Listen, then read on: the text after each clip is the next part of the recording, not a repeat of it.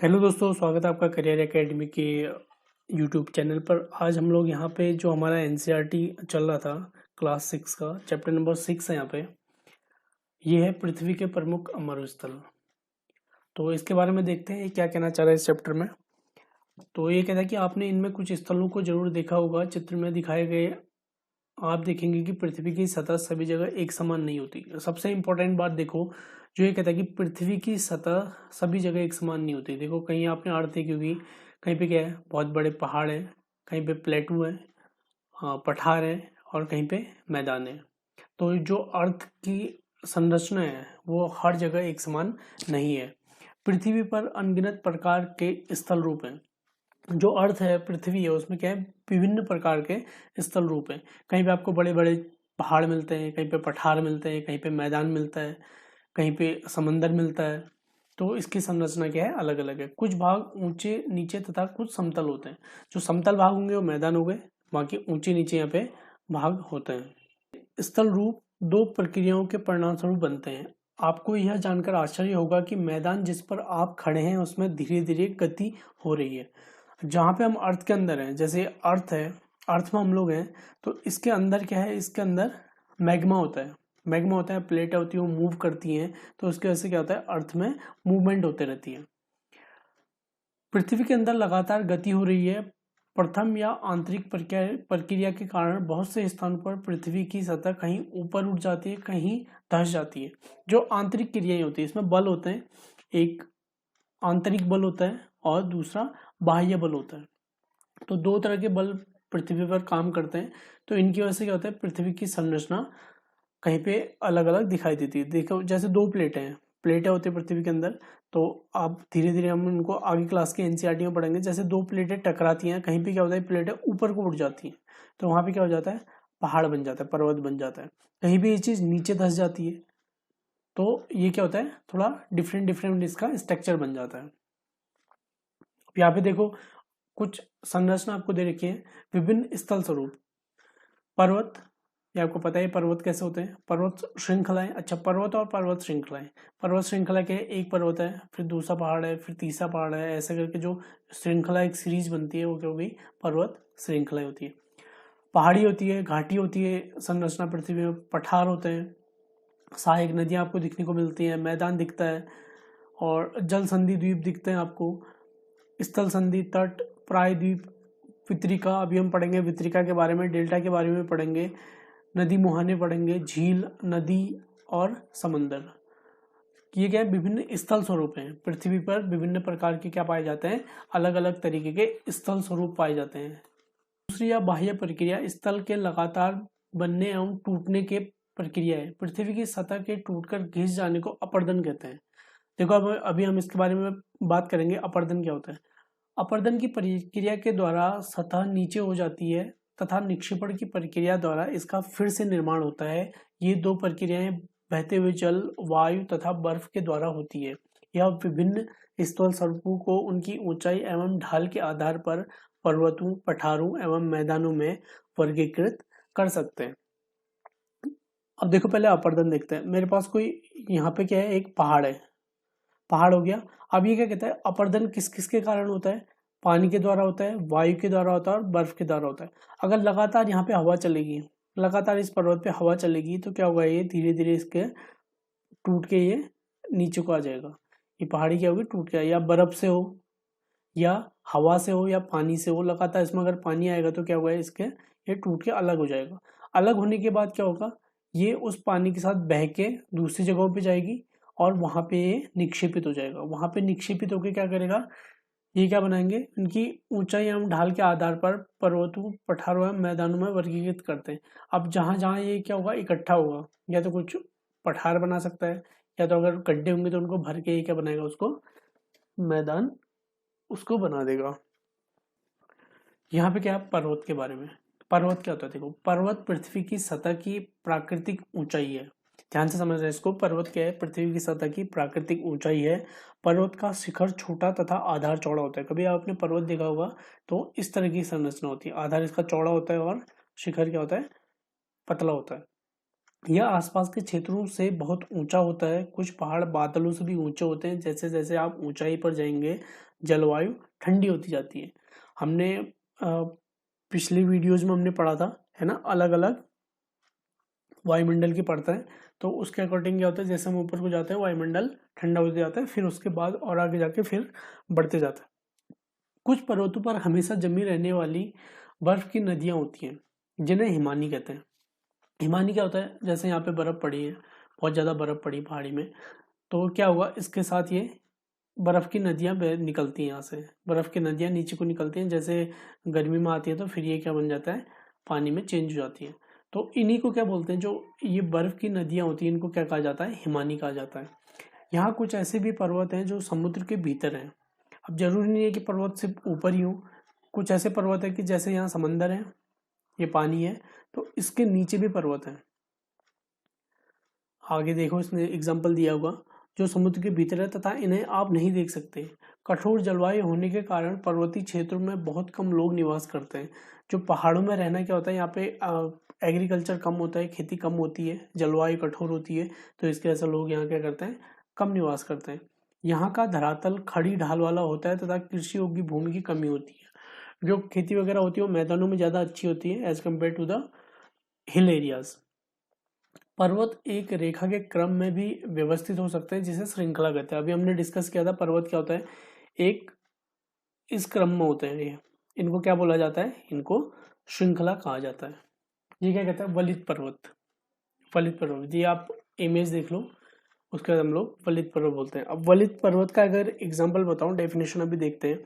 जब क्या होता है, यहाँ पे अर्थ का भाग है, तो यहाँ से अगर इंटरनल फोर्स इस पे काम कर रहे हैं, यहाँ से भी बल लग रहा है, यहाँ से भी बल लग रहा है, तो ये एरिया क्या होगा, ऐसे करके ऊपर को उठ जाएगा, क्योंकि दोनों तरफ से इसमें क्या लग रहा है, बल लग रहा है। यहाँ से भी दाब लग रहा है और यहाँ से भी बल लग रहा है, तो क्या होगा, ये एरिया ऊपर को उठ जाएगा।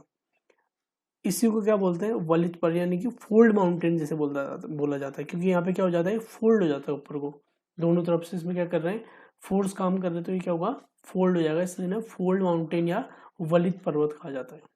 बहुत से पर्वतीय तंत्र समांतर श्रृंखलाओं के क्रम में होते हैं, जो सैकड़ों किलोमीटर में फैले होते हैं। हिमालय, आल्प्स तथा एंडीज क्रमशः एशिया, यूरोप तथा दक्षिणी अमेरिका की पर्वत श्रृंखलाएं हैं। पर्वतों की ऊंचाई एवं आकार में भिन्नता होती है। देखो, यहाँ पे क्या बोलता है कि बहुत से पर्वतीय तंत्र समांतर श्रृंखलाओं के क्रम में होता है। ये ऐसे क्या होते हैं, इस तरह से एक श्रृंखला बनाते हुए चलते हैं। ये सैकड़ों किलोमीटर में फैले होते हैं। कुछ कुछ क्या होते हैं, ये श्रृंखलाएं बहुत सैकड़ों किलोमीटर तक, हजारों किलोमीटर तक फैली रहती हैं। अब बात कर रहे हैं हिमालय। हिमालय कहाँ पे, एशिया में, आल्प्स यूरोप और एंडीज दक्षिण अमेरिका। अमेरिका की पर्वत श्रृंखलाएं, ये भी क्या है, पर्वत श्रृंखलाएं हैं। पर्वतों में ऊंचाई विभिन्नता होती है। पर्वत तीन प्रकार के होते हैं। अब देखो, तीन तरह के पर्वत होते हैं, ध्यान से सुनना। पर्वत कितने तरह के होते हैं, तीन तरह के। पहला होता है वलित पर्वत, दूसरा ब्रह्मस्रोत पर्वत और तीसरा ज्वालामुखी पर्वत। हिमालय तथा आल्प्स वलित पर्वत है। वलित पर्वत अभी हमने डिस्कस किया था। वलित पर्वत क्या होता है, ये अर्थ का पार्ट है, यहाँ से भी अगर फोर्स लग रहा है, यहाँ से भी फोर्स लग रहा है, इंटरनल फोर्स, तो क्या होगा, ये हिस्सा ऊपर को उठ जाएगा। ये इतना बल लगता है कि बहुत ऊंचे ऊंचे होते हैं, तो उन्हीं को क्या बोला जाता है, वलित पर्वत। जैसे हिमालय हो गया, वो भी क्या वलित पर्वत है, जिसकी सतह उबड़ खाबड़ तथा शिखर शंक्वाकार होता है। भारत की अरावली श्रृंखला विश्व की सबसे पुरानी वलित पर्वत श्रृंखला है। ध्यान देने वाली इंपॉर्टेंट बात है, जो क्वेश्चन बनते हैं यूपीएससी के अकॉर्डिंग, तो यही छोटी छोटी चीजें उसमें पूछी जाती है। तो भारत की अरावली श्रृंखला विश्व की सबसे पुरानी वलित श्रृंखला है। अगर क्वेश्चन आ गया भारत की सबसे पुरानी वलित श्रृंखला कौन सी होगी, ये होगी आपकी अरावली। अपर्दन की प्रक्रिया के कारण यह श्रृंखला घिस गई है। अभी हमने बात किया था, पहले कोई बड़ा पर्वत रहा होगा, तो इसमें क्या होगा, पानी से, वायु से या बर्फ से, इसमें क्या हुआ, धीरे धीरे इसका अपर्दन शुरू हुआ। अपर्दन टूटने के बाद इसका निक्षेपण हुआ कहीं और ये श्रृंखला क्या हुई, छोटी होती गई, घिस गई है। उत्तरी अमेरिका के अपलेशियन तथा रूस के यूराल पर्वत गोलाकार दिखाई देते हैं एवं इनकी ऊंचाई कम है। ये बहुत पुराने वलित पर्वत हैं। देखो, भारत का सबसे पुराना वलित पर्वत क्या हो गया, अरावली। और अगर बात करते हैं किसकी, अपलेशियन कहाँ पे, अमेरिका। और यूराल, रूस। तो ये भी क्या है, बहुत पुराने वलित पर्वत है, फोल्ड माउंटेन है। जब बहुत बड़ा भाग टूट जाता है तथा ऊर्ध्वाधर रूप से विस्थापित हो जाता है तब भ्रंशोत पर्वतों का निर्माण होता है। अब ये देखिए, क्या आप जानते हैं प्रशांत महासागर में स्थित मोनाकी पर्वत हवाई द्वीप सागर की सतह के नीचे स्थित है, जिसकी ऊंचाई 10,205 मीटर एवरेज शिखर से भी अधिक है। जो मोनाकी पर्वत है प्रशांत महासागर में, मोनाकी पर्वत है जिसकी ऊंचाई क्या है, जो कहाँ पे स्थित है, सागर की सतह के नीचे स्थित है, और इसकी ऊंचाई कितनी है, 10,205, यानी कि ये समुद्र के अंदर है, जो कितना है, हिमालय से भी ऊंचा है।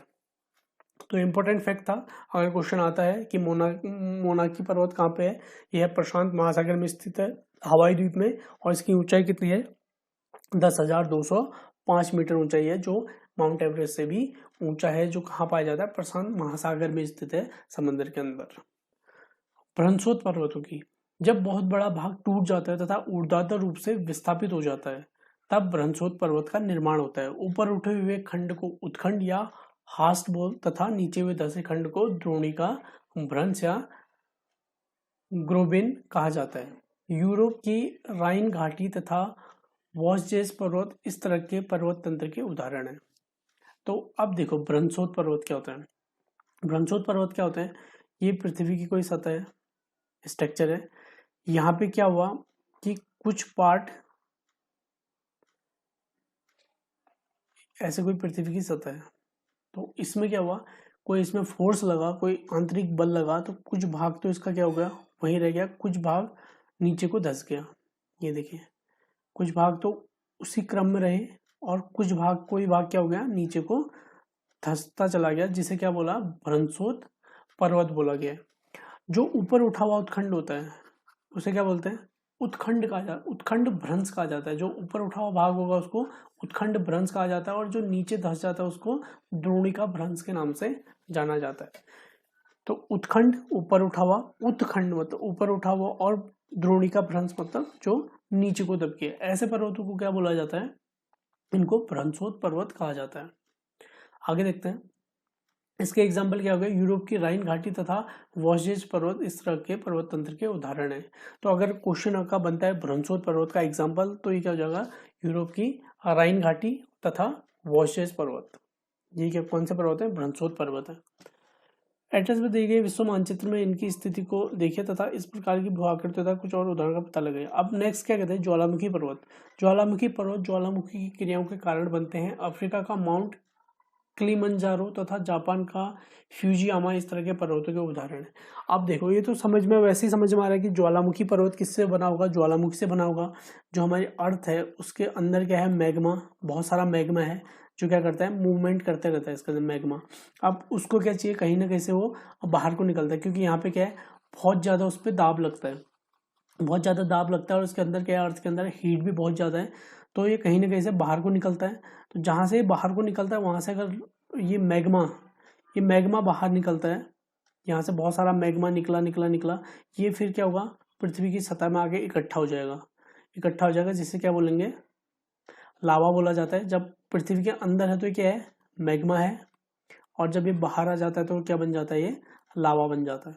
तो ये इकट्ठा हुआ, ज्वालामुखी आया और ये इकट्ठा हुआ, तो ये क्या बनेगा, यहाँ पर ठंडा होगा, तो ये कौन सा पर्वत बनाएगा, ज्वालामुखी पर्वतों का निर्माण करेगा। ऐसे ही ज्वालामुखी पर्वत कहाँ पे है, अफ्रीका का माउंट किलिमंजारो तथा जापान में फ्यूजियामा। अगर क्वेश्चन आता है कि ज्वालामुखी पर्वतों के उदाहरण, तो और भी होंगे, लेकिन जो ये फेमस है ये ज़्यादा इंपॉर्टेंट है। तो क्या हो गया, किलिमंजारो, माउंट किलिमंजारो, ये कहाँ पे है, अफ्रीका में, और फ्यूजियामा ये कहाँ पे है, जापान में। कहते हैं पर्वत बहुत लाभदायक होते हैं, पर्वत जल के संग्रह होते हैं तथा बहुत सी नदियों का स्रोत पर्वतों में स्थित हिमानियों में होता है। जलाशयों के जल को लोगों तक पहुंचाया जाता है। पर्वतों के जल का उपयोग सिंचाई तथा पनबिजली के उत्पादन में भी किया जाता है। नदी, घाटियां तथा वेदिकाएं कृषि के लिए उपयुक्त होती हैं। पर्वतों से अलग अलग प्रकार की वनस्पतियां तथा जीव जंतु पाए जाते हैं। वनों से हमें ईंधन, चारा, आश्रय तथा दूसरे उत्पादन जैसे गोंद, रेजिन इत्यादि प्राप्त होते हैं। सैलानियों के लिए पर्वतीय भाग उपयुक्त स्थान है। वे पर्वतों की यात्रा, उनकी सुंदरता, प्राकृतिक सुंदरता को देखने के लिए करते हैं। विभिन्न प्रकार के खेल जैसे paragliding, hang gliding, river rafting तथा स्कीइंग पर्वतों के प्रचलित खेल हैं। क्या आप हिमालय में स्थित कुछ ऐसे स्थानों के नाम बता सकते हैं जहाँ खेले जाते हैं? तो देखो, पर्वत एक तरह से क्या होते हैं, बहुत ज़्यादा लाभदायक होते हैं। वहाँ से क्या मिलता है हमें?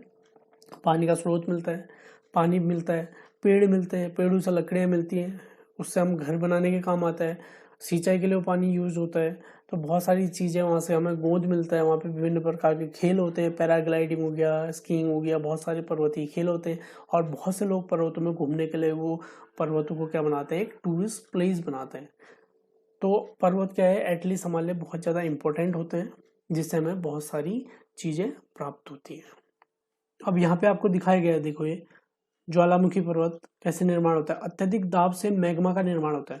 जब अर्थ के अंदर क्या है, बहुत ज़्यादा दाब होगा, दाब होगा, दाब होगा, तो वो क्या करेगा, जो उसके अंदर खनिज वगैरह है वो मैग्मा के रूप में घूमने लग जाते हैं। बहुत ज़्यादा दाब होगा तो वो लिक्विड फॉर्म में आ जाते हैं, मैग्मा के रूप में घूमते हैं। तो ये जब मैग्मा धीरे धीरे धीरे धीरे क्या होता है, ऊपर निकलता है, ऊपर निकलता है, तो ये लावा बन जाता है। और ये लावा इकट्ठा होकर क्या करेगा, ये यहाँ पे ज्वालामुखी पर्वतों का निर्माण करता है। अगली बात करते हैं पठार की। पठार पठार उभरी हुई एवं सपाट भूमि होती है। यह आसपास के क्षेत्रों से अधिक उठा हुआ होता है तथा इसका ऊपरी भाग मेज के समान सपाट होता है।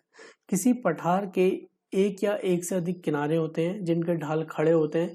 पठारों की ऊंचाई प्रायः कुछ 100 मीटर से लेकर कई हजार मीटर तक हो सकती है। पर्वतों की तरह पठार भी नए या पुराने हो सकते हैं। भारत में दक्कन पठार पुराने पठारों में से एक है। केनिया, तंजानिया तथा युगांडा का पूर्वी अफ्रीकी पठार एवं ऑस्ट्रेलिया का पश्चिमी पठार इस प्रकार के उदाहरण हैं। अब देखो, पठारों की यहाँ पे बात की है, पठारों का स्ट्रक्चर कैसा होता है। पठार क्या होता है, ये कह रहा है कि कुछ उभरे हुए भाग होते हैं और ये क्या होता है, ऊपर से मेज के समान सपाट होते हैं। और इसकी जो ढाल होती है वो खड़ी ढाल होती है। जैसे यहाँ पर्वत हो गया, यहाँ से ये पठार हो गया, फिर यहाँ से आगे जाएंगे तो ये मैदान हो सकता है। तो पठार में क्या होता है, पठार भी नए या पुराने होते हैं। जैसे पर्वत नए या पुराने होते हैं, उसी तरह से पठार भी नए या पुराने होते हैं। भारत में दक्कन पठार पुराने पठारों में से एक है। जो दक्कन का पठार है वो क्या है, पुराने पठारों में से एक माना जाता है। ऐसे उदाहरण है केनिया, तंजानिया, युगांडा का पूर्वी अफ्रीकी पठार एवं ऑस्ट्रेलिया का पश्चिमी पठार इस प्रकार के उदाहरण है। तिब्बत का पठार विश्व का सबसे ऊंचा पठार है। देखो, बहुत इंपॉर्टेंट क्वेश्चन है यहाँ पे। तिब्बत का जो पठार है वो विश्व का सबसे ऊंचा पठार है, जिसकी ऊंचाई कितनी है, समुद्र तल से 4000 से 6000 मीटर तक है। तो बहुत ऊंचा पठार है तिब्बत का पठार। ये क्या है, विश्व का सबसे ऊंचा पठार है। पठार बहुत उपयोगी होते हैं क्योंकि उनमें खनिजों की प्रचुरता होती है। यही कारण है कि विश्व के बहुत से खनन क्षेत्र पठारी भागों में स्थित हैं। अफ्रीका का पठार सोना एवं हीरे खनन के लिए प्रसिद्ध है। भारत में छोटा नागपुर के पठार में लोहा, कोयला तथा मैग्नीज के बहुत बड़े भंडार पाए जाते हैं। देखो, पठार बहुत उपयोगी होते हैं क्योंकि पठारों में क्या होता है, ये बोल रहा है कि पठारों में खनिजों की प्रचुरता होती है, बहुत सारे खनिज यहाँ पे पाए जाते हैं। तो जो अफ्रीका का पठार है, अफ्रीका के पठार में किस चीज़ की प्रचुरता है, यहाँ सोना और हीरे के खनन के लिए प्रसिद्ध है। जो अफ्रीका का पठार है वहाँ सबसे ज़्यादा क्या मिलता है, सोना और हीरे का खनन होता है वहाँ पे। और भारत में छोटा नागपुर का जो पठार है उसमें से हमें क्या क्या मिलता है, लोहा, कोयला, मैग्नीज के बहुत सारे भंडार यहाँ पे। बहुत सारे और खनिज भी मिलते हैं, तो जो ज़्यादातर मिलता है उसमें कोयला, लोहा और मैग्नीज है। अगर आपसे क्वेश्चन आता है कि अफ्रीका का पठार किस चीज़ के लिए प्रसिद्ध है, अफ्रीका का जो पठार है किस चीज़ के लिए प्रसिद्ध है, वो है सोना और हीरे की, यहाँ पे हीरे के लिए प्रसिद्ध है। पठारी क्षेत्रों में बहुत से जलप्रपात हो सकते हैं क्योंकि यहाँ नदियाँ ऊंचाई से गिरती हैं। भारत में छोटा नागपुर पठार पर स्वर्ण रेखा नदी पर स्थित हुंडरू जलप्रपात तथा, देखो हुंडरू जलप्रपात कहाँ स्थित है, बहुत बार ये क्वेश्चन आता है कि हुंडरू जलप्रपात कहाँ स्थित है। ये कहाँ स्थित है, स्वर्ण रेखा नदी पर स्थित है, जो छोटा नागपुर पर है। छोटा नागपुर के स्वर्ण रेखा नदी पर स्थित है हुंडरू जलप्रपात। तथा कर्नाटक में जोग जलप्रपात इस प्रकार के जलप्रपातों के उदाहरण है। लावा पठार में काली मिट्टी की प्रचुरता होती है। जो लावा से बने पठार होते हैं उनमें क्या होती है, काली मिट्टी की प्रचुरता होती है, जो उपजाऊ है एवं खेती के लिए काफ़ी अच्छी होती है। कई पठारों में रमणीय स्थल होते हैं जो पर्यटकों को आकर्षित करते हैं। पठार क्या होता है, पठार को देखो यूज क्या होता है, वहाँ से हमें बहुत सारे खनिज मिलते हैं और उसमें जो मिट्टी होती है, बहुत सारी उपजाऊ मिट्टी होती है, उसमें जलप्रपात बनते हैं क्योंकि वहाँ पे पानी का तो बहुत ऊपर से गिरता है, तो उसमें क्या बनाता है वो जलप्रपात बना देता है। तो ये पठारों का हमें महत्व यहाँ से पता चलता है। मैदान समतल भूमि के बहुत बड़े भाग होते हैं। वे सामान्यतः मध्य समुद्री तल से 200 मीटर से अधिक ऊंचे नहीं होते हैं। जो मैदान होता है, मैदान क्या होता है, समुद्र तल से मैक्सिमम 200 मीटर तक की ऊंचाई के होते हैं, उससे ज़्यादा ऊंचे वो नहीं होते हैं। कुछ मैदान काफ़ी समतल होते हैं, कुछ उर्मिल तथा तरंगित हो सकते हैं। अधिकांश मैदान नदियों तथा उसकी सहायक नदियों के द्वारा बनाए जाते हैं। नदियाँ पर्वतों के ढालों पर नीचे की ओर बहती है तथा उन्हें अपरदित कर देती है। वे अपरदित पदार्थों को अपने साथ आगे की ओर ले जाते हैं। अपने साथ ढोए जाने वाले पदार्थों जैसे पत्थर, बालू तथा सिल्ट को वे घाटियों में निक्षेपित कर देते हैं। इन्हीं निक्षेपों से मैदान का निर्माण होता है। देखो सिंपल सी बात क्या है यहाँ पे, यहाँ पे कोई पहाड़ था, कोई पर्वत था, पर्वत में अपर्दन हुआ, अपर्दन के बाद क्या हुआ, ये टूट जाएगा और यहाँ पे कोई गड्ढे वड्ढे हैं, तो ये जब ये पानी के साथ बहते हुए आएगा तो ये क्या करेगा, इन गड्ढों में इसको निक्षेपित कर देगा। तो जो पानी है, पानी अपर्दन यहाँ पे हुआ, अपर्दन से क्या होगा, ये पर्वत टूटेगा, घिसेगा और जो इसके साथ अवसाद होंगे उन अवसादों को पानी अपने साथ बहा के लाएगा और जो आगे जो गड्ढे से बने हैं उनमें इनको निक्षेपित करके इनको भर देगा। जब ये गड्ढे भर जाएंगे तो यहाँ पे समतल भूमि बन जाएगी। इससे क्या होगा, मैदानों का निर्माण होता है। सिंपल सी बात है।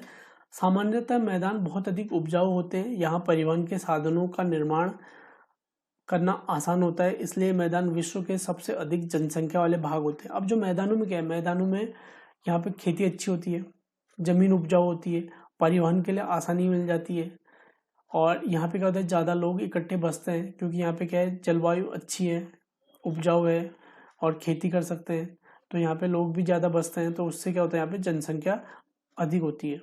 नदियों के द्वारा बनाए गए कुछ बड़े मैदान एशिया तथा उत्तरी अमेरिका में पाए जाते हैं। एशिया में स्थित भारत में गंगा एवं ब्रह्मपुत्र का मैदान तथा चीन में यांगत्से नदी का मैदान इसके प्रमुख उदाहरण है। अब नदियाँ क्या करती हैं, नदियाँ पहाड़ों से गिरी तो ये चलते चलते चलते क्या करेंगी, एक मैदानी एरिया में पहुंच जाएंगे। ये मैदानी इलाका हो गया। अब मैदानी इलाके में क्या करेंगे, जो इनके साथ सेडिमेंट होंगे, अवसाद होंगे, उनको ये इधर उधर फेंकते हुए ये आगे को बढ़ते जाएगी। यहाँ से क्या बन जाएगी, अलग अलग एक नदी अलग अलग हिस्सों में बढ़ जाएगी।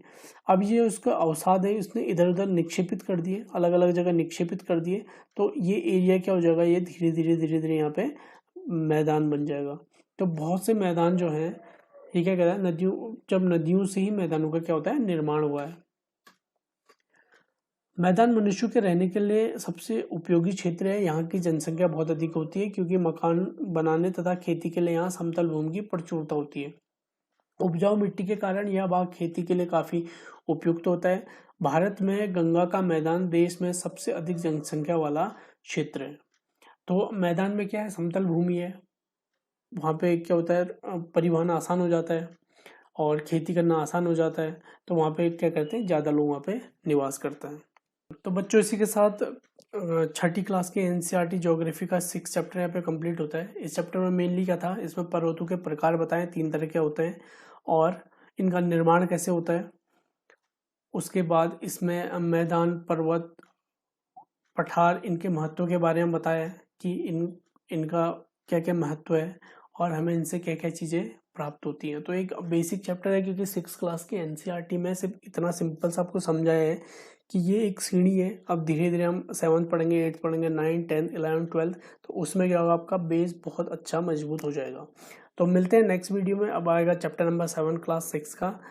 तब तक के लिए thank you so much, have a nice day, take care.